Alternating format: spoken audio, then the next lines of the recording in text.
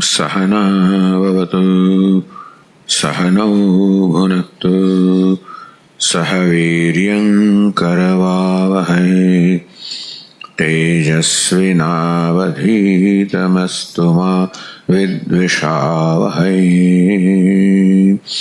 ओम शांति शांति शांति। ओम पूर्णमदः पूर्णमिदं पूर्णात् पूर्णमुदच्यते पूर्णस्य पूर्णमादाय पूर्णमेवावशिष्यते। ओम शांति शांति शांति। श्रुतिस्मृतिपुराणानाम् आलयं करुणालयं नमामि भगवत्पादं शङ्करं लोकशङ्करं शङ्करं शङ्कराचार्यं केशवं बादरायणं सूत्रभाष्यकृतौ वन्दे भगवन्तौ पुनः पुनः। ईश्वरो गुरुरात्मेति मूर्तिभेदविभागिने व्योमवद्व्याप्तदेहाय दक्षिणामूर्तये नमः। कटाक्षकिरणाचान्त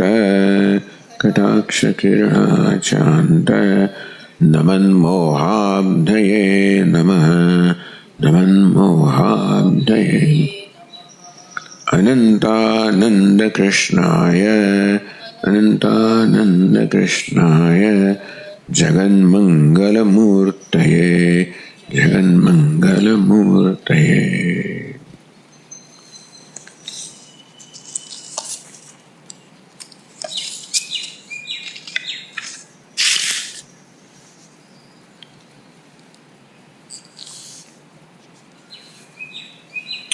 ओगनीसमा श्लोक में कहो जड़ा जड़ विभागोऽयम् अजडे मयि कल्पितः भित्तिभागे समे चित्र चराचर विभागवत्। तो प्रश्न से हो कि सर्वम खलुदम ब्रह्म, सर्व ब्रह्म છે, પ્રત્યેગાત્મા બ્રહ્મ છે, જગત તો મિથ્યા છે, માટે અધિષ્ઠાન સ્વરૂપ બ્રહ્મ જ છે. તેથી જે કંઈ છે બ્રહ્મ છે અને બ્રહ્મ તો ચેતન છે. તો આપણે તો અહીંયા જોઈએ છે કે અહીંયા બે વિભાગ છે, ચેતન અને જળ, ભોગતા અને ભોગ્ય, દ્રષ્ટા અને દૃશ્ય, ચેતન અને અચેતન. તો બ્રહ્મ જ સર્વ હોય તો પછી બ્રહ્મ તો ચેતન છે, ચૈતન્ય, તો શું બધું ચેતન ન હોવું જોઈએ એવો પ્રશ્ન થયો. અથવા જો અચેત બધું ચેતન હોવું જોઈએ? એક બ્રહ્મ જ વાસ્તવમાં બધાનો આત્મા છે. એટલે કોઈ જડા જડ વિભાગ હોય એમ વ્યવહારમાં કલ્પનામાં જડ અજડ, જડ ચેતન, નિર્જીવ સજીવ આ પ્રકારનો વિભાગ આપણે અનુભવાય છે. અજડે મયી કલ્પિત, હું જે અજડ છું, ચૈતન્ય સ્વરૂપ છું, એના પર કલ્પિત છે. તો સમજાવવામાં આવ્યું ટીકાકાર દ્વારા કે વાસ્તવમાં જે કંઈ છે એ સર્વ અભિવ્યક્તિ એ બ્રહ્મ અને માયા એ બંનેના સંયોગને કારણે અભિવ્યક્તિ છે.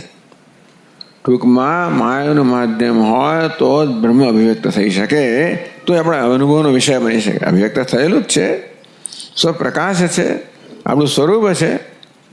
અને છતાં આપણે ઇન્દ્રિયોનો, મન બુદ્ધિનો ક્યારે વિષય બને? જ્યારે એ માયારૂપી વેશ ધારણ કરે, માયારૂપી માધ્યમથી વ્યક્ત થાય. યાવત સંજાયતે કિંચિત સત્વમ સ્થાવરજંગમમ ક્ષેત્ર ક્ષેત્રજ્ઞ સંયોગાત તદ્વિદ્ધિ ભરતર્ષભ. તો ભગવદ્ ગીતાના 13મા અધ્યાયમાં ભગવાને કહ્યું, હે ભરતર્ષભ, યાવત કિંચિત સંજાયતે, જે કંઈ અહીંયા જગતમાં જન્મે છે, સારું ખોટું, સાચું ખોટું, નાનું મોટું, જે કંઈ હોય, ક્ષેત્ર ક્ષેત્રજ્ઞ સંયોગાત, એ ક્ષેત્ર અને ક્ષેત્રજ્ઞ સંયોગથી જન્મે છે. ક્ષેત્રજ્ઞ ચૈતન્ય, એને આ ક્ષેત્ર ઉપાધિની વેશની આવશ્યકતા હોય છે. અર્થાત જે ક્ષેત્રજ્ઞ છે, ચૈતન્ય છે, એ જ ક્ષેત્રનો, પ્રકૃતિનો, માયાનો વેશ ધારણ કરીને જન્મે છે. તે સર્વત્ર આ બે વસ્તુ છે, ક્ષેત્ર અને ક્ષેત્રજ્ઞ, અધિષ્ઠાન અને અધ્યારોપ, અસ્થિભાતિ પ્રિય અને નામરૂપ.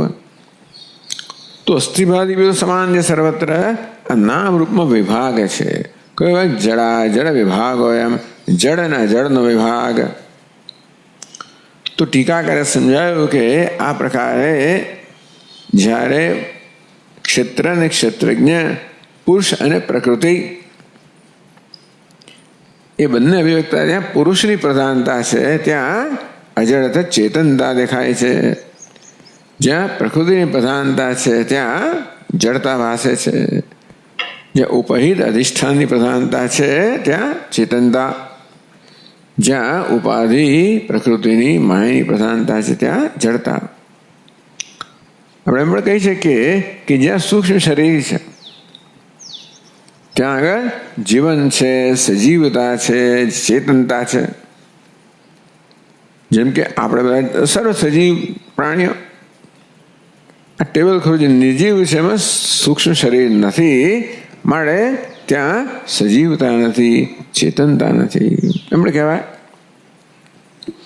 એટલે આજે સૂક્ષ્મ શરીર છે, એ ચૈતન્યને અભિવ્યક્ત થવા અનુકૂળતા કરી આપે છે.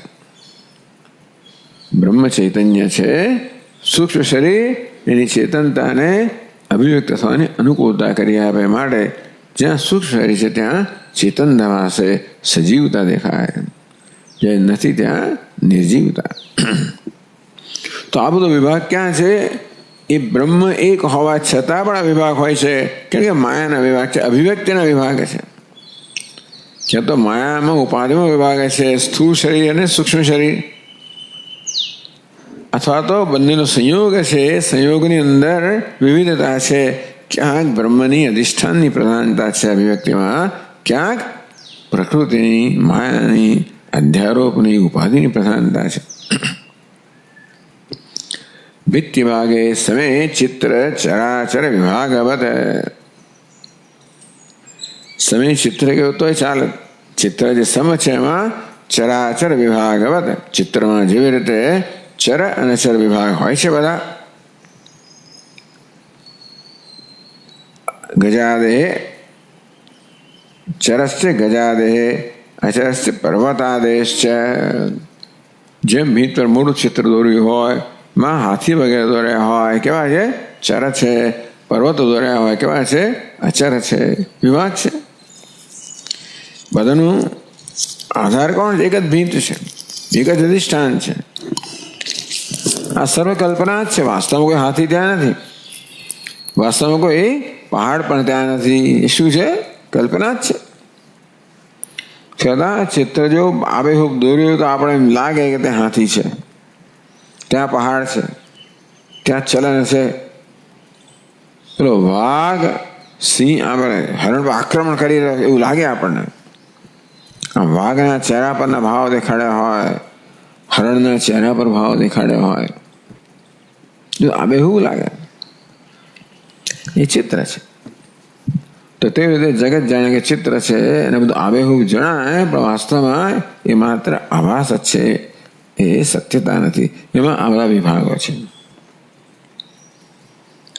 હવે આગળ ગયા છે 20મા શ્લોકની અવતરણિકામાં, નનુ એવમ આત્મન બ્રહ્મત્વમ ન સમ એવમ અપી. એવું હોય છે, આમ હોવા છતાં પણ આત્મન બ્રહ્મત્વમ ન સંભવતી. તો પણ આત્મા બ્રહ્મ ના હોય.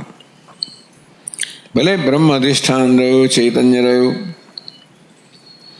આત્મા નિત્ય કહ્યું, બધું કહ્યું, નિત્ય કયો, સર્વજ્ઞ કયો, સર્વવ્યાપક કયો, બ્રહ્મના બધા લક્ષણો આત્મામાં દેખાડ્યા અને સિદ્ધ કર્યું કે આ આત્મા બ્રહ્મ છે, કે બ્રહ્મ આત્મા તોય પણ આત્મા બ્રહ્મ ના હોઈ શકે.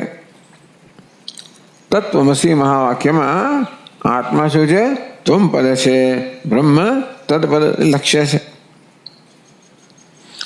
તો તત્વમસી મહાવાક્ય તો આ આત્માને બ્રહ્મની એકતાનું પ્રતિપાદન કરે, એ હોઈ ના શકે.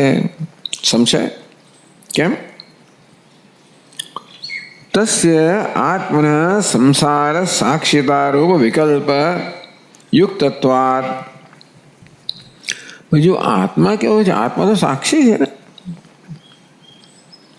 આપણે આત્મા છીએ, કેવા છે? સાક્ષી છે. સંસાર સાક્ષિતા. હું કોણ છું? સંસારનો સાક્ષી છું. સંસાર સાક્ષ્ય છે, હું સાક્ષી છું. સંસાર દૃશ્ય છે, હું દ્રષ્ટા છું. આત્મા કેવો છે? દ્રષ્ટાપણું ધરાવે છે, સાક્ષીપણું ધરાવે છે.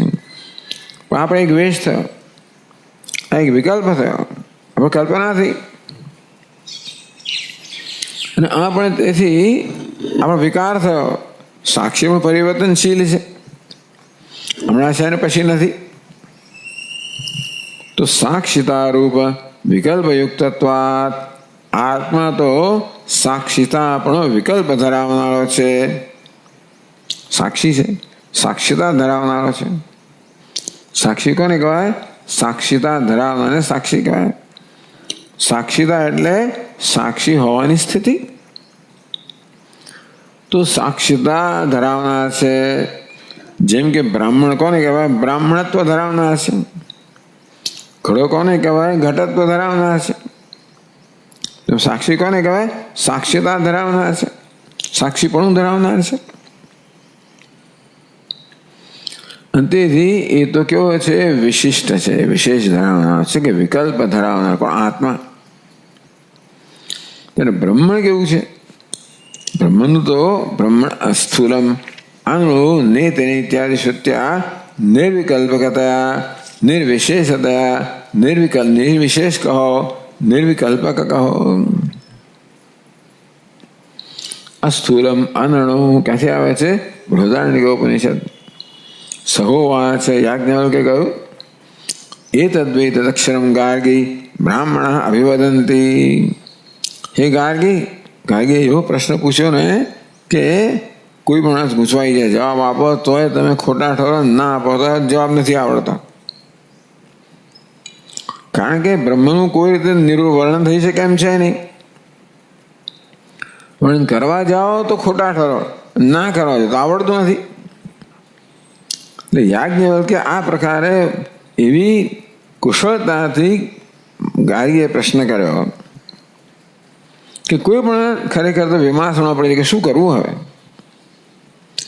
પણ યાજ્ઞવલ્કે એવું આ છે, એ તદ્વૈ તદક્ષરમ ગાર્ગી બ્રાહ્મણ અભિવદંતી. બ્રાહ્મણો બ્રહ્મજ્ઞાની મહાપુરુષો અક્ષરમાણ કહે છે, હું નથી કહેતો. શું કહે છે? અસ્થૂલમ અનણુ અહ્રસ્વમ અદીર્ઘમ. એ સ્થૂલ નથી, અણુ નથી, હ્રસ્વ નથી, દીર્ઘ નથી, લાંબુ નથી, ટૂંકું નથી, જાડું નથી, પાતળું નથી. અલોહિતમ અસ્નેહમ. લાલ નથી, રંગ નથી. અસ્નેહમ, એમાં કોઈ સ્નેહ નથી, ભેજ નથી, ચિકાશ નથી. અચ્છાયમ, છાયા નથી. આ તમારા અંધકારથી રહિત છે. અવાયુ, વાયુથી રહિત છે. અનાકાશમ, આકાશથી રહિત છે. અસંગમ, બધા સંગથી રહિત છે. અરસમ, રસથી રહિત છે. અગંધમ, ગંધથી રહિત છે. અચક્ષુષ્કમ, એને ચક્ષુ નથી, ચક્ષુ વગરનું છે. આ શ્રોત્રમ, શ્રોત્ર વગરનું છે. અવાક, વાણી વગરનું છે. અમનઃ, મન વગરનું છે. અતેજસ્કમ, એમાં તેજસ નથી, તેજ નથી. અપ્રાણમ, એમાં પ્રાણ નથી. અમુખમ, મુખ વગરનું છે. અમાત્રમ, માત્રા વગરનું છે, માપ વગરનું છે. અનંતરમ, અબાહ્યમ, એને અનંતર, એને અંતરપણું નથી. અંદર બહાર એ પ્રકારના વિભાગ વગરનું છે. અનંતરમ અબાહ્યમ, અંતર પણ નથી એનું, બહાર પણ નથી. ન તદશ્નાદિ કિંચન તદશ્નાદિ કશ્ચન, તદ અશ્નાદિ કિંચન. એ છે ને તદ કિંચન ન અશ્નાદિ ન તદ અશ્નાદિ કશ્ચન. તો કિંચન તદ ન અશ્નાદિ એ કશાને ખાતું નથી અને એને કોઈ ખાતું નથી. કશ્ચન તદ ન અશ્નાદિ, પહેલું તદ છે ને, પહેલી તદ છે ને નાન્યતર જાણતી છે. તત્તેતાની તત્તેતાની, એટલે તદ શબ્દ છે ને એ પ્રથમાંત પણ હોય, દ્વિતીયાંત પણ હોય. ન તદ અશ્નાદિ કિંચન, પછી આ કિમ શબ્દમાંથી આ બધા પ્રત્યો લગાવીને કશ્ચન પ્રથમ વિભક્તિ, કિંચન દ્વિતીય વિભક્તિ. ન તદ અશ્નાદિ કિંચન, તદ પહેલી વિભક્તિ, કિંચન ન અશ્નાતિ, તે બ્રહ્મ છે એ કશું ખાતું નથી, અભોગતા છે. ન તદ અશ્નાદિ કશ્ચન, કશ્ચન તદ ન અશ્નાદિ, કોઈ એને ખાતું નથી. નાયમહંતિ નાન્યતે. આ પ્રકારે બધા પ્રકારના વિકલ્પોનો નિષેધ કરવામાં આવ્યો. આગળ કહેવામાં આવ્યું નેતિ નેતિ ઇત્યાદિ શ્રુત્યા શ્રેષ નેતિ નેતિ આત્મા ઇતિ આત્મા ન એતિ ન એતિ. એ કેવો છે? ન એતિ ન એતિ, સ્થૂળ નથી, સૂક્ષ્મ નથી, મૂર્ત નથી, અમૂર્ત નથી, સત નથી, અસત નથી. એ સિવાય જે કઈ વસ્તુ નિષેધ યોગ્ય બધાનો નિષેધ થઈ ગયો. નેતિની તો વિપસા છે, એટલે બધાને લાગુ પડે. અગૃહ્યો ન ગૃહ્યતે, અગૃહ્ય એને જ્ઞાનેન્દ્રિયોથી ગ્રહણ ના કરી શકાય, મળે એને કોઈ ગ્રહણ કરી શકતું નથી, અર્થાત એ જ્ઞાનેન્દ્રિયોનો વિષય નથી. અશીર્યો ન શીર્યતે, એ નષ્ટ થતો નથી, કોઈ એટલે અપક્ષય થતો નથી. અસંગો નહીં સજ્જતે, અસંગ છે, ક્યાંય પણ જોડાતો નથી. અસિતો ન વ્યથતે નરિષ્યતિ વગેરે, ટૂંકમાં એને કોઈ વ્યથા નથી. વિજ્ઞાતારમરે કેન વિજાનીયાત, સૈષ નેતિ નેતિ આત્મા, ટૂંકમાં સ આત્મા સૈષ આત્મા નેતિ નેતિ. એ આત્મા આ તો છેવટે યાજ્ઞવલ્ક્ય મૈત્રેયને કહે છે. આ નેતિ નેતિ એકથી વધારે જગ્યા આવે છે. વિજ્ઞાતારમરે કેન વિજાનીયાત, હે મૈત્રેયી, જે જ્ઞાતા છે એને કેમ જાણી શકાય? ઇતિ, આ પ્રકારે ઉક્તાનુશાસના શ્રી મૈત્રેયી, હે મૈત્રેયી, આ તેનો ઉપદેશ કરવામાં આવ્યો. હવે ભગવાન જે જાણતો હોય મને કહો, જો આ છે ભાઈ, એ તાવદરે ખલો અમૃતત્વમિતિ, જેનાથી અમૃત ન બનવું એને મારે શું કરવું? તો કે આ અમૃત છે, અમૃતત્વનું સાધન છે. નેતિ નેતિ, આ પ્રકારે બ્રહ્મમાંથી બધા પ્રકારના વિશેષોનો નિષેધ કરવામાં આવ્યો. ઇત્યાદિ શ્રુત્યા નિર્વિકલ્પકતયા, શ્રુતિ તો બ્રહ્મને નિર્વિકલ્પક કહે છે, નિર્વિશેષ કહે છે. તો બ્રહ્મ કેવું છે? નિર્વિકલ્પક છે, નિર્વિશેષ છે. આત્મા કેવો છે? સાક્ષીદાર વિકલ્પ ધરાવનારો છે, વિશેષ ધરાવનારો છે. તેથી આત્મા બ્રહ્મ ના હોઈ શકે. જે સવિકલ્પક છે એ નિર્વિકલ્પ ના હોઈ શકે. સવિશેષ છે, નિર્વિશેષ ના હોઈ શકે. જો બધું ધીમે ધીમે આત્મામાંથી એક પછી એક વસ્તુ નિષેધ થઈ રહ્યો છે, છેવટે રહ્યું શું? સાક્ષી, નિષેધ કરનાર રહ્યો એક. હવે એનો નિષેધ પણ થવો જોઈએ. એટલે 20મા શ્લોકમાં કહે છે ચેત્યો પરાગ રૂપા મે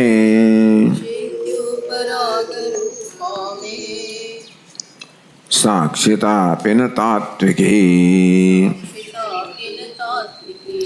उपलक्षणमेवेयम् निस्तरङ्गचिदम्बुधेः।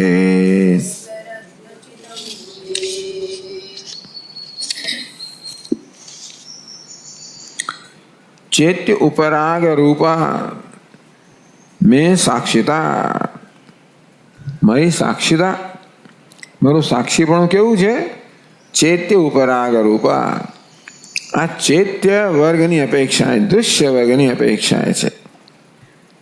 ચિત્ત કહો ચૈત્ય, ચિત્ત ચૈત્ય, દૃગ દૃશ્ય, સાક્ષી સાક્ષ્ય. તો એની અપેક્ષા હું સાક્ષી કહેવાઉં છું.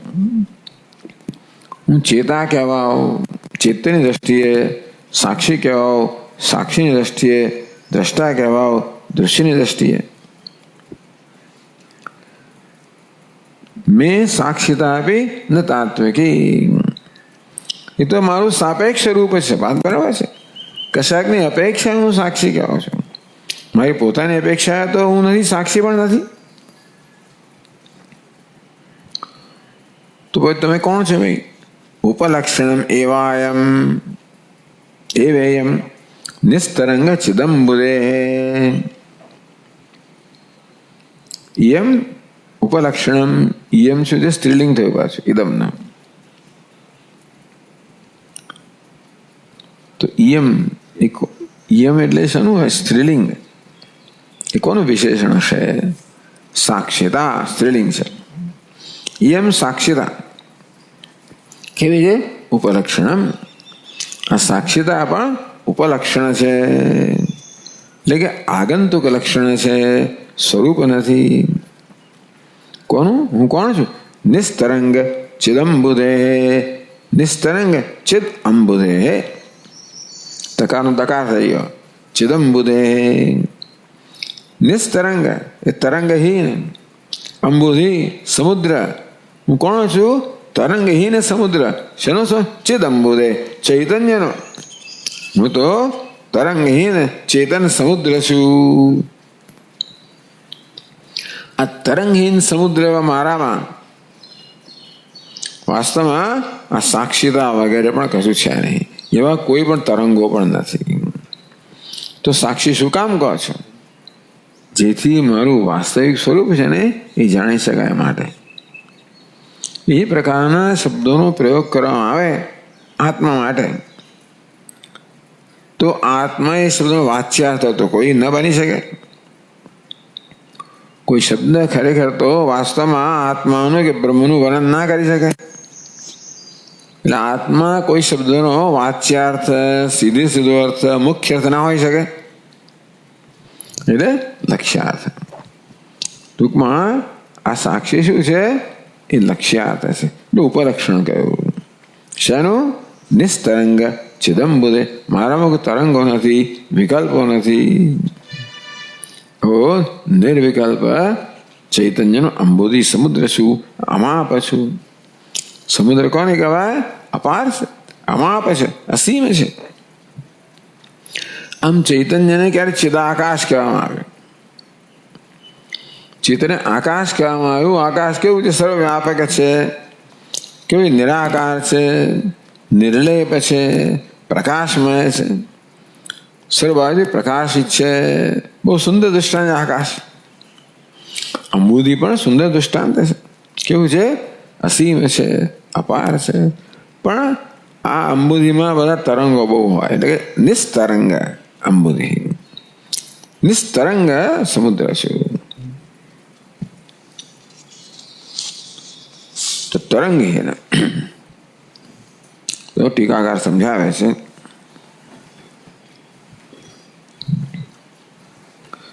ચૈત્ય ઉપરાગ રૂપા. ચૈત્યોપરાગ રૂપા સાક્ષિતા. મારી સાક્ષ્યતા કેવી છે? ચૈત્યોપરાગ રૂપા મેં સાક્ષ્યતા. મેં સાક્ષ્યતા, મારી સાક્ષ્યતા, મારું સાક્ષી પણ શું છે? ચૈત્ય ઉપરાગ રૂપા. ચૈત્ય અને દૃશ્ય, કર્તૃત્વાદિ પ્રપંચ. ટૂંકમાં જે સાક્ષ્ય કહો કર્તૃત્વ વગેરે પ્રપંચ છે એ મને જાણીતો છે ને.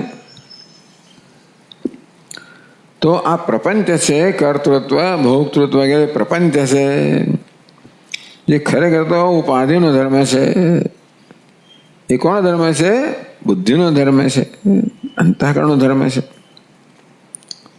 પરંતુ એ અત્યંત નજીક છે અને માટે ચૈતન્યનો આ પ્રભાવ પ્રકાશ ન પડવાનો છે. તેથી અહમ વૃત્તિ કહો. ચાલો, અહમ વૃત્તિ અને ચૈતન્ય જે છે બંને કેવા છે? અહમ અત્યંત નજીક છે અને માટે આ ચિત્તનો આવાસ એમાં પડવાનો હોય છે. તો જેવું અગ્નિ જેવી રીતે લોખંડમાં વ્યાપ્ત થઈ જાય તેવી રીતે આ ચિત્ત અહમ છે, ચિત્ત છે એ અહમમાં વ્યાપ્ત થઈ જાય છે અને ચેતનવંતુ બનાવે છે. તો આ પ્રકાર અહંકારમાં સાક્ષીતા છે. સાક્ષી પણ મુખ્ય ક્યાં છે? અહંકારમાં છે. કર્તૃત્વ કહો, ભોક્તૃત્વ કહો, સાક્ષીપણું પણ કહો, બધું ક્યાં છે? મુખ્ય અહંકારમાં છે. ચાલો, ચૈત્ય કર્તૃત્વાદી પ્રપંચ કહો. આમ તો આપણે કહે છાયા અહંકાર યોરૈક્યમ તપ્તાય પિંડવન્મતમ. છાયા અને અહંકાર, ચિત છાયા અને અહંકારનું, ચિદાવાસ અહંકારનું ઐક્ય કેવું છે? અગ્નિ અને લોખંડ સમાન છે. તો ત્યાં આગળ સાક્ષીતા મુખ્ય છે. અહમ વૃત્તિમાં સાક્ષીતા મુખ્ય છે. એટલે હું જયારે મારી સાક્ષી કહું ત્યારે આ રીતે કહેતો હોઉં છું. પણ એટલે આ કર્તૃત્વાદિ તેનો ઉપરાગ સંબંધ, આ કર્તૃત્વ ભોક્તૃત્વ વગેરે જે સંસાર છે, પ્રપંચ છે, એની સાથેના સંબંધને કારણે કયો સંબંધ છે? અધિષ્ઠાન અધ્યારોપનો સંબંધ છે. કયો સંબંધ છે? તો કે બિંબ અને પ્રતિબિંબનો સંબંધ છે. છાયા અહંકારયો ઐક્યમ. છાયા એટલે ચિત છાયા અને અહંકાર. તો આ રીતે પ્રતિબિંબ પડ્યું જળમાં અને તેથી પ્રતિબિંબ જળની એકતા થઈ ગઈ, જાણે કે. તો એ રીતે તેનો ઉપરાગ આ પ્રકારનો સંબંધ છે. સૂર્યને વાસ્તવમાં જળ સાથે કોઈ સંબંધ નથી, પણ સૂર્ય જળમાં પ્રતિબિંબિત થાય છે. તેનો ઉપરાગ સંબંધ ટૂંકમાં આ પ્રકારે પ્રપંચ છે, કર્તૃત્વ ભોક્તૃત્વ વગેરે એની સાથે મારો આવો સંબંધ છે. કેવો? અધિષ્ઠાન અધ્યારોપનો સંબંધ છે. તો દ્રુપા સાક્ષીતા, હું પ્રકાશક છું, અધિષ્ઠાન છું, સત્તા સ્ફૂર્તિ પ્રદાન કરનાર છું, પ્રકાશક છું, અભાષક છું. જોનાર એક વસ્તુ છે, અભાષક બીજી વસ્તુ છે. તદ્રૂપા સાક્ષીતા અપી સાક્ષિત્વમપી મે મમ ન તાત્વિકી. સાક્ષીતા સ્ત્રીલિંગ, તાત્વિકી સ્ત્રીલિંગ. સાક્ષીતા પણ તાત્વિકી નથી, તાત્વિક નથી. એટલે તત્વ સ્વરૂપ નથી, પરમાભૂતા, એ પારમાર્થિક નથી. પારમાર્થિક કોને કહેવાય? અબાધ્ય બાધ ન છે કે એને પારમાર્થિક કહેવાય.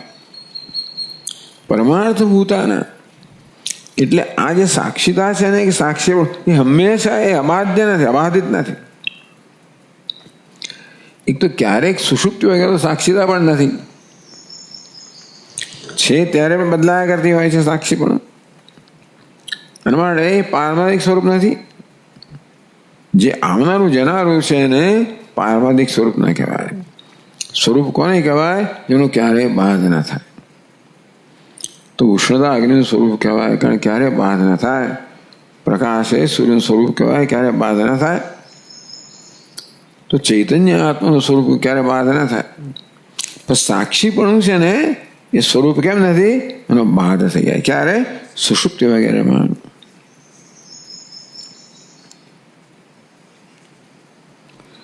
ચૈત્યસ્ય અપરમાર્થત્વેન તત્સંબંધી સાક્ષીતાપી પરમાર્થ સ્વરૂપત્વ અયોગાત. તો આ પ્રકારે ચૈત્યના સંબંધથી હું સાક્ષી કહેવાઉં છું. સાક્ષ્યના સંબંધથી મને સાક્ષી કહેવામાં આવે છે. સાક્ષ્ય કેવું છે? ચૈત્ય કેવું છે? પારમાર્થિક નથી. એ કેવું છે? કલ્પિત છે, અધ્યારોપિત છે. આ પ્રપંચ કેવો છે? કલ્પિત કહેવામાં આવ્યો. આગળ સિદ્ધ કરવામાં આવ્યું કે પ્રપંચ કેવો છે? કલ્પિત છે. અવિદ્યા શું છે? એ કલ્પક છે. તો અવિદ્યાથી કલ્પિત આ પ્રપંચ છે. કર્તૃત્વ ભોગતૃ બધું કલ્પિત છે. અંતે એની સાથે સંબંધ પણ કલ્પિત છે. ભાઈ ચાલો, કોઈના સંબંધી તમારે થતું હોય, એ સંબંધ સાચો હોય તો તમે એનાથી અસર એની પ્રભાવિત થાય છે. મારો દીકરો છે તો સંબંધ છે એટલે શું થઈ ગયું? એટલે એ કશું કરે તમારા પર અસર થાય તો ખરી જ ને. એ ક્યાંક જઈને પરાક્રમ કરી આવે, એની અસર બાપ પર થવાની જ છે, સારી કે ખરાબ જે હોય તે. પણ એ પુત્ર સ્વપ્નનો પુત્ર હોય, સ્વપ્નના પુત્ર કે દેવાળો ભૂખ્યું થાણો કે, તો જાગ્રતનો પિતા છે ને એને એ સ્વપ્નમાં થાય, પણ જાગ્રતના પિતાને કોઈ અસર નથી. તે રીતે આ બધું ચૈત્ય કહો, દૃશ્ય કહો, પ્રપંચ કહો, જગત કહો, કેવું છે? એ બધું અપારમાર્થિક છે, મિથ્યા છે, નથી પરંતુ ભાષે. જગત તેની વસ્તુ એ છે, આપણને પ્રતીત થાય છે પણ એની કોઈ વાસ્તવિકતા નથી. અંતેથી સંબંધ પણ એવો જ થયો ને. એ સ્વપ્નના પુત્રનો સંબંધ કેવો છે? મિથ્યા જ છે. તેવી રીતે આ જગત કેવું છે? સ્વપ્ન પ્રપંચ જેવું જ છે. એની સંબંધથી જે એનામાં સાક્ષીતા આવે પણ કેવી છે? મિથ્યા જ છે. ચેતસ્ય અપરમાર્થત્વેન, ચેત્ય અપરમાર્થ હોવાને કારણે તત્સંબંધી સાક્ષીતા આપી. તો સાક્ષીતા જે ચૈત્ય સાથેના સંબંધથી છે, એ સાક્ષીતા પણ એ જ કક્ષાની થઈ જે કક્ષાની અચૈત્ય છે. સાક્ષીતા આપી પરમાર્થ સ્વરૂપ, એટલે એ પણ કેવી છે? અપરમાર્થભૂત અથવા સાક્ષીતા પણ પરમાર્થ સ્વરૂપ ન હોઈ શકે. તો તમે સાક્ષી શું કામ કહો છો? તમે આત્મા વડે સાક્ષી શબ્દ કેમ વાપરો? સાક્ષી ચેતા કેવલો નિર્ગુણસ્ય. આત્મા વડે સાક્ષી શબ્દ વપરાય છે. ચેતા કહેવામાં આવ્યો, એ જ જે ચૈત્ય છે એને ચેતનતા પ્રદાન કરનાર ચેતા. કેવલ નિર્ગુણ. તો એ શબ્દોનો પ્રયોગ થાય છે, એનું પ્રયોજન છે. કેવી રીતે? લક્ષ્યાર્થ. ટૂંકમાં એ શબ્દ પણ છે એ આત્માનું જ્ઞાન કરાવવાની ક્ષમતા ધરાવે છે લક્ષ્યાર્થ દ્વારા. કિંતુ જો આ આપની સાક્ષીતા છે, કિંતુ એટલે જો આપની સાક્ષીતા જે પરમાર્થ રૂપા ન હોય તો કેવી છે ભાઈ? શેને માટે? સાક્ષીતાનું શું પ્રયોજન છે? કે યમ શું સાક્ષીતા? સ્ત્રીલિંગ. નિસ્તરંગ ચિદંબુદે ઉપલક્ષણમ. નિસ્તરંગ ચિત અંબુદે.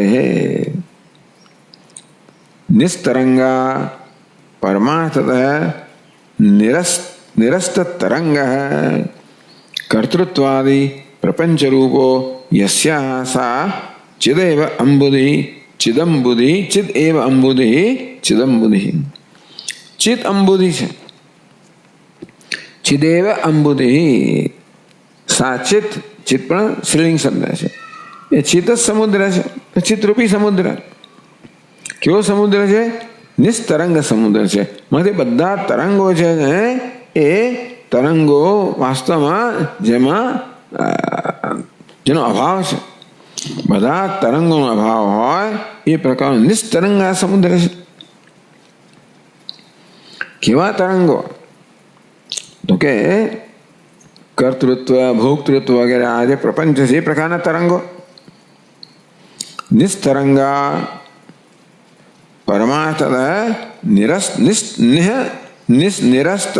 તરંગ યસ્યા સા નિસ્તરંગા. એ પ્રકાર કર્યો આ સમાસ થયો. નિસ એટલે ઉપસર્ગ છે. નિસ્તરંગા. નિસ એટલે શું? નિરસ્ત, નીકળી ગયો છે. તરંગ યસ્યા સા જેમાંથી, પાંચમી વ્યક્તિ, યસ્ય જેમાંથી તરંગ નીકળી ગયો છે, જેમાં તરંગનું અસ્તિત્વ નથી, એને નિસ્તરંગ કહેવામાં આવે. તો જણાય તો છે કે પરમાર્થતઃ આમ લાગે છે કે આ સમુદ્રમાં તરંગો છે બધા, ચિત્ત સમુદ્રમાં કઈ ચૈતન્ય પણ જાણે સુખી દુઃખી થતો કે નહીં, પરમાર્થતઃ આ ચૈતન્યનું પારમાર્થિક સ્વરૂપ તમે જુઓ તો એમાં કોઈ પ્રકારના તરંગો નથી. તરંગો પણ અધ્યારોપિત છે. પરમાર્થતઃ નિરસ્ત તરંગ કર્તૃત્વાદિ પ્રપંચ રૂપ. આમ તો ચિત્ત છે જાણે કર્તૃ ભોક્તૃ લાગે છે. આમ કર્તૃત્વ ભોક્તૃત્વના તરંગો જાણે કે ચિત્તમાં ચિદંબુધિ મોહમ જણાય છે. તો પરમાર્થતઃ એ કર્તૃત્વ ભોક્તૃત્વનું સ્વરૂપ આપણે તપાસીએ તો જણાશે કે એ સત્ય નથી. ચિત્ત નિર્વિકાર છે અને કર્તૃત્વ ભોગ વિકાર છે, માટે ચિત્તમાં હોઈ ના શકે. તેથી ચિત્ત અને કર્તૃત્વ ભોક્તૃત્વનો સંબંધ કેવો છે? ચૈતન્ય ઉપરાગ સંબંધ કેવો છે? અધિષ્ઠાન અધ્યારોપનો સંબંધ છે. તેથી આ અધ્યારોપના કોઈ ગુણદોષ છે એ અધિષ્ઠાનને કોઈ રીતે અસર ના કરી શકે. અસંગો હે એમ પુરુષ, પરમાત્મા અસંગ છે.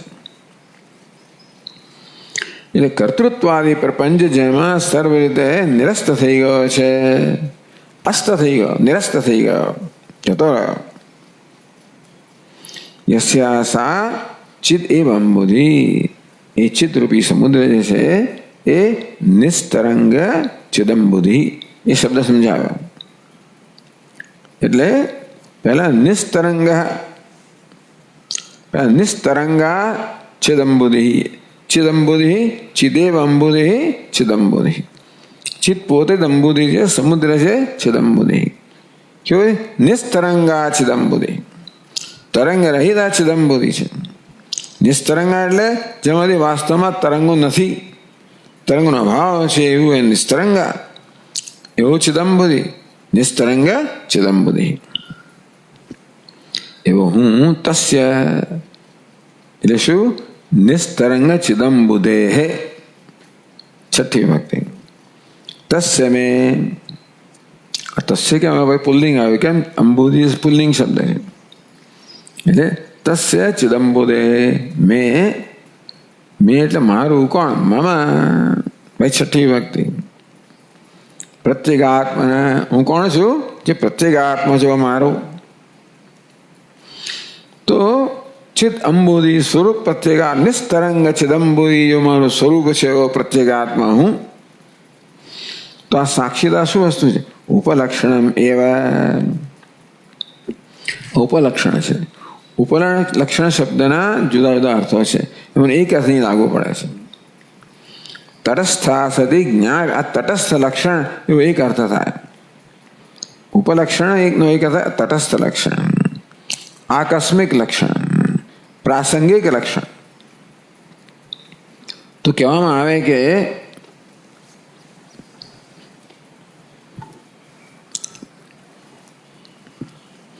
વિશેષ્ય અનન્વયિત્વે કાદાચિત્કત્વે વા સતી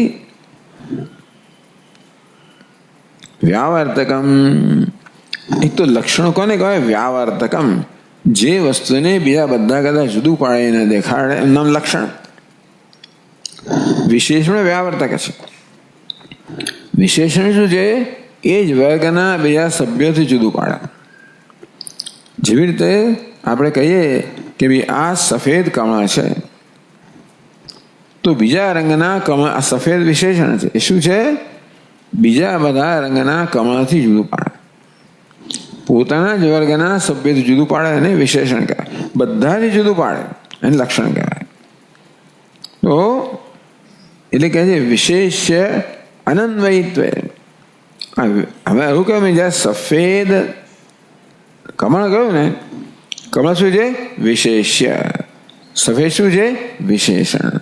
તો બંને સાથે અન્વય છે, બંને સાથે જાય છે. પણ એવું વિશેષણ હોય જેને વિશેષ સંબંધ ના હોય. વિશેષ અનન્વયિત ટૂંકમાં વિશેષ સાથે જોડાયેલું નથી. આ સફેદ કમળ, સફેદ તો કમળ જોડાયેલું છે, પણ જે જોડાયેલું ના હોય અથવા તો કાદા જોડાયેલું હોય જ નહીં, કે પછી પ્રાસંગિક હોય. કાદા છે ક્યારેક ક્યારેક હોય, ક્યારે ન જોડાયેલું હોય કે ક્યારેક ક્યારેક જોડાનારું હોય. સતી વ્યાવર્તકમ એમ કરીને જુદું પાડનારું લક્ષણ છે એને ઉપલક્ષણ કે તટસ્થ લક્ષણ કહેવામાં આવ્યું. એટલે દ્રષ્ટાંત દેવદત્ત કાકાદિકમ દેવદત્ત ગૃહાદે. આ દેવદત્તનું ઘર ક્યાં છે? કાગડો બેઠો છે ને એ દેવદત્તનું ઘર છે. દેવદત્તનું ઘર શું છે? વિશેષ્ય છે. કાગડો અનન્વયી, ટૂંકમાં કોઈ પ્રકારનો સંબંધ ધરાવનાર નથી. એ કેવો છે? કાદાચિત, ક્યારેક ક્યારેક હોય. બીજે દાડે જાઓ ભાઈ દેવદત્તનું કોઈ ઘર, કાગડો તો કાગડો ના મળે. આ રીતે આ કયું તટસ્થ લક્ષણ જે વિશેષ અન્વયી નથી. તો ક્યારેક ક્યારેક અન્વયી હોય. અનન્વયી છે એટલે કોઈ પ્રકારનો સંબંધ નથી, આ તો ક્યારેક સંબંધ ધરાવનારો હોય. આ તો કાગડો કોઈ સંબંધ ધરાવનારો નથી. જ્યારે યતો વા ઇમાની ભૂતાની જાયંતે યેન જાતાની જીવંતી યત પ્રયંતી અભિસંવિશંતી. તો બ્રહ્મનું તટસ્થ લક્ષણ કહેવામાં આવ્યું. જેમાંથી આ બધા ભૂતોની ઉત્પત્તિ છે, જેમાં એની સ્થિતિ છે, જેનામાં આ બધાની સ્થિતિ છે, જેમાં લીન થઈને એક થઈ જાય છે, એ બ્રહ્મને જગતનું ઉપાદાન કારણ કહ્યું. એ બ્રહ્મનું લક્ષણ નથી, સ્વરૂપ લક્ષણ નથી. એ કેવું છે? ક્યારેક ક્યારેક છે, જરાય અન્વયી નથી એમ નથી. ટૂંકમાં કાદાચિત, ક્યારેક ક્યારેક બ્રહ્મ જગતનું કારણ છે. એ રીતે જગત કારણતા બ્રહ્મની છે એને તટસ્થ લક્ષણ કહેવાય કે ઉપલક્ષણ કહેવાય. કે કાગડો છે એ ઘરને બીજા ઘરના જુદું પાડી આપે છે. આ કારણપણું બ્રહ્મને બધા કરતા જુદું પાડી આપે છે, બીજું કોઈ કારણ નથી. એ દ્રષ્ટિએ કારણપણું છે બ્રહ્મને બધા કરતા જુદું પાડે છે, મને લક્ષણ કહેવાય. પણ એ કારણપણું બ્રહ્મનો ભાગ નથી, સ્વરૂપ નથી. એ ક્યારેક ક્યારેક છે, મને તટસ્થ લક્ષણ કહ્યું. આ કાગડો પણ આ દેવદત્તના ઘરને બીજા બધા ઘર કરતા જુદો પાડે છે. મળે લક્ષણ તો ખરું, પણ અનન્વયી, એની સાથે કોઈ અન્વય નથી, સંબંધ નથી. આ તટસ્થ લક્ષણ, ઉપલક્ષણનો એક અર્થ હોય તટસ્થ લક્ષણ. એ અહીંયા લાગુ પડે છે. તે ઉપલક્ષણમેવ તટસ્થા સતિ જ્ઞાપિકા એવ. આ સાક્ષીતા શું છે? તટસ્થ છે. અન્વયી છે ખરી, પણ કેવી? કાદાચિત કા છે, ક્યારેક ક્યારેક આવનારી છે, સમજાવે છે. એટલે જ્ઞાપિકા, જ્ઞાપિકા એટલે જ્ઞાન કરાવનારી. જગત કારણ બ્રહ્મણ, જેમ બ્રહ્મનું જગત કારણ પણ હમણાં કહ્યું ને, એ કેવું છે? બ્રહ્મ મુખ્ય અર્થમાં જગત કારણ નથી. જગત બ્રહ્મ તો નિર્વિકલ્પ છે, કારણ પણ એક વિકલ્પ છે. એટલે બ્રહ્મ કારણ પણ તો વિકલ્પ થઈ ગયો, સવિકલ્પ થઈ ગયું, સવિશેષ થઈ ગયું. તો કે ના, છતાં કારણપણું છે ને એ બ્રહ્મને બીજા બધા કરતા જુદું પાડે છે. બીજા કશામાં કારણપણું નથી, બ્રહ્મમાં જગતનું કારણપણું છે. એ પ્રકારે યતો વાયમાની ભૂતાની જાયંતે, જેમાંથી આ બધા ભૂતોનો જન્મ છે, સ્થિતિ છે, એમ કરીને બ્રહ્મને જગતનું ઉપાદાન કારણ કહ્યું. એ કોઈ કાદાચિતત્વ, ક્યારેક ક્યારેક છે. બ્રહ્મ ઊંઘી જાય ત્યારે કારણ પણ નથી પાછું. જ્યારે હવે તો જગતનો પ્રલય થઈ ગયો ત્યારે કારણ પણ નથી, બ્રહ્મ પોતાનામાં નથી. તો આ પ્રકારે જગત કારણ બ્રહ્મનું જેમ જગત કારણ પણ કેવું છે? તટસ્થ લક્ષણ. તટસ્થા સતી, તો તટસ્થમ સતી કારણ પણ શું છે? તટસ્થ રહીને બ્રહ્મને જ્ઞાપક છે.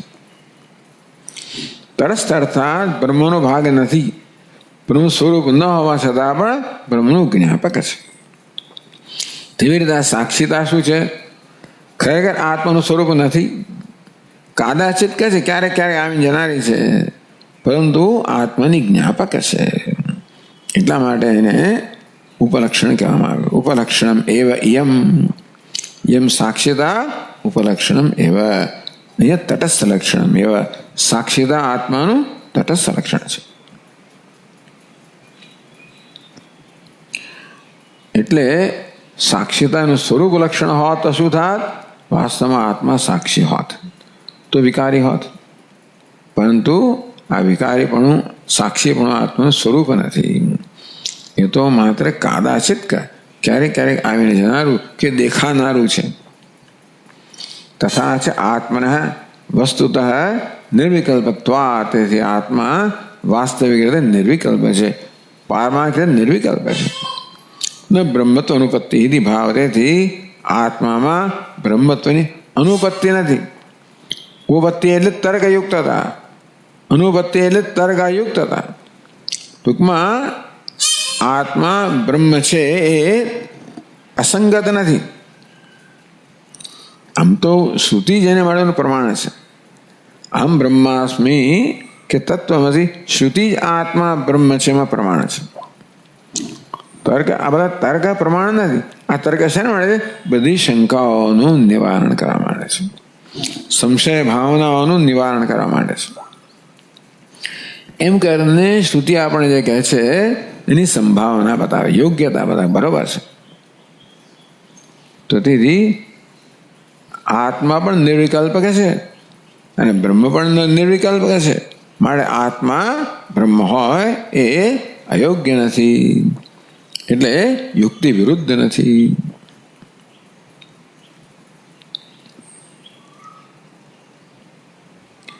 પછી કહે આગળ, એવમ ઉક્તેન પ્રકારેણ બ્રહ્મણી જગત આત્મનિ ચ અહંકારાદે. સાક્ષીતા કહો, સાક્ષીતા કેવી છે? વાસ્તવમાં અધ્યારોપિત છે. એટલે સંબંધ કયો? આપણે પારમાર્થિક સમય કયો સંબંધ છે? અધિષ્ઠાનને અધ્યારોપનો સંબંધ છે, એવું કહેવામાં આવ્યું. સાક્ષીતા એટલે બાકી બધું જ કર્તૃત્વ ભોક્તૃત્વ આવી ગયું અંદર. એવું ઉક્તેન પ્રકાર, આ પ્રકારે જે કહેવામાં આવ્યું, ઉક્તેન પ્રકાર કહેલા પ્રકારથી બ્રહ્મણી જગત આગળ આ જગત છે, બ્રહ્મ કલ્પના છે કરવામાં આવ્યું. અને આ શ્લોકમાં આ સાક્ષીતા કે અહંકાર છે એ આત્મા પરની કલ્પના છે કહેવામાં આવ્યું. તો આત્મની છે અહંકારાદય કલ્પિતત્વેન, આ જગત છે બ્રહ્મ પરની કલ્પના છે અને આત્મા અહંકાર છે આત્મા પરની કલ્પના છે. કલ્પિત વસ્તુતઃ અભાવાત, આમ વસ્તુતઃ વાસ્તવિક રીતે જગતનો, બ્રહ્મમાં જગતનો અભાવ છે અને આત્મામાં અહંકારનો અભાવ છે. સાક્ષીતા કહો, કર્તૃત્વ કહો, અહંકાર કહો, એટલે બંનેને શું નિર્વિકલ્પ સિદ્ધ કરવામાં આવ્યા, બંને એકતા બતાવવા માટે.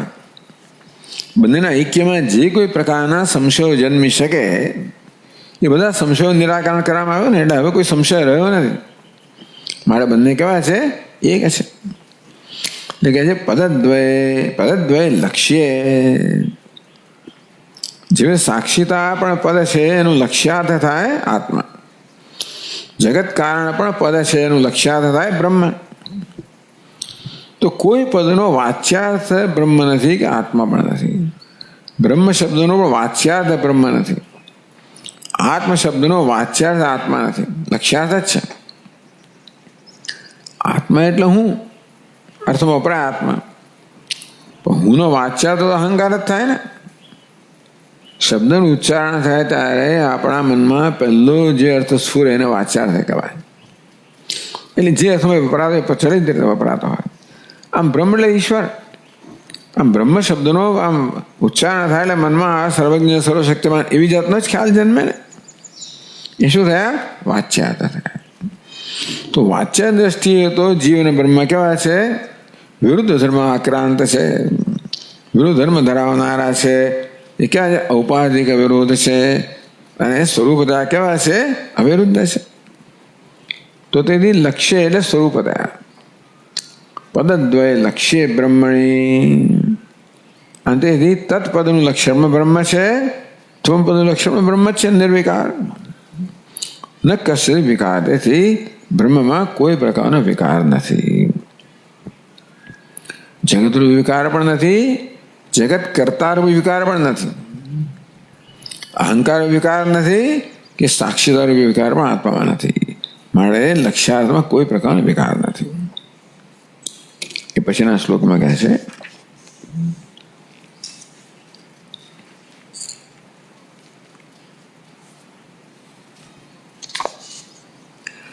અમૃતાબ્ધેર્ન મે જીર્ણિ, અમૃતાબ્ધેર્ન મે જીર્ણિ મૃષાદંડીમ दिण्डीरजन्मभिः वृषादिण्डीरजन्मभिः स्फटिकाद्रैर्न मे रागः स्फटिकाद्रैर्न मे रागः स्वाप्नसन्ध्याभ्रविभ्रमैः स्वाप्नसन्ध्याभ्रविभ्रमैः.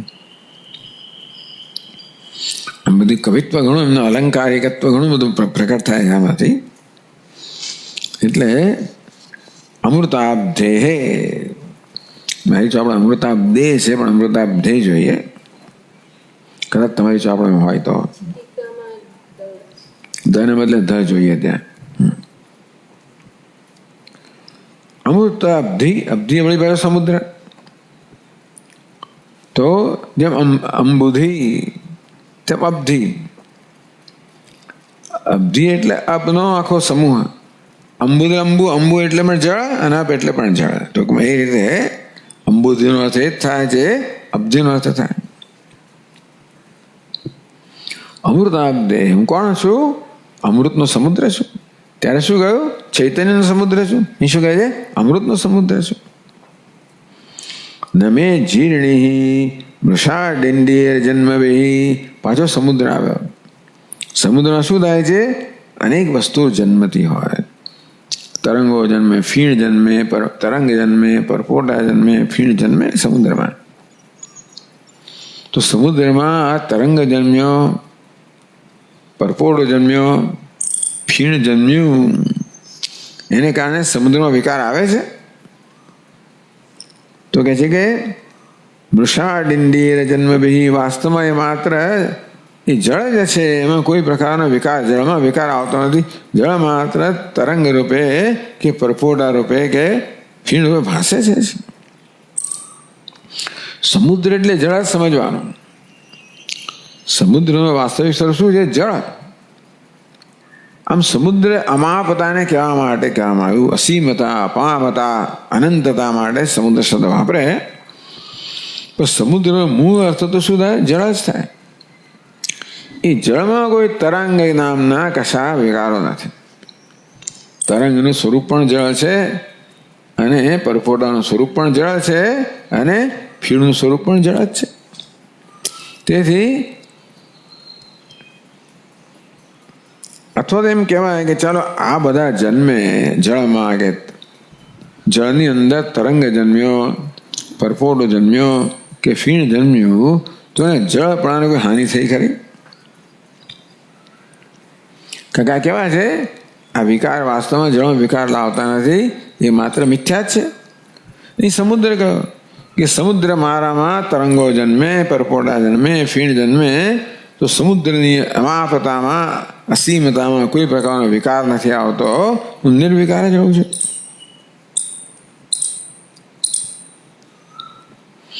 બીજું દૃષ્ટાંત આપે છે.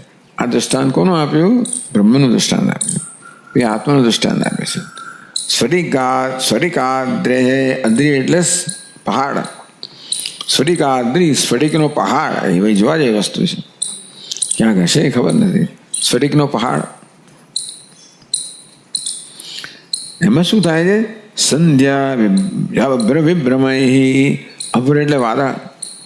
સંધ્યાનું વાદળ કેવું હોય? રંગીન હોય. સૂર્યનો અસ્ત થતો હોય ને ત્યારે વાદળ કેવા છે? રંગીન હોય, લાલ વગેરે હોય. જુદા રંગના હોય છે ઘણી વાર. વળી પાસે કેવાય રંગ પણ હોય અને પછી ફરતા હોય.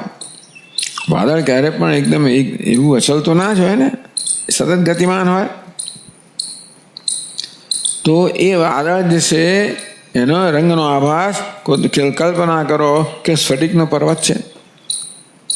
એના વાદળ રંગનો આભાસ પડે ને, કે વાદળનો આભાસ ના રહે, પેલા આકાશનો આભાસ ના પડે, રંગ વગરનું છે ને.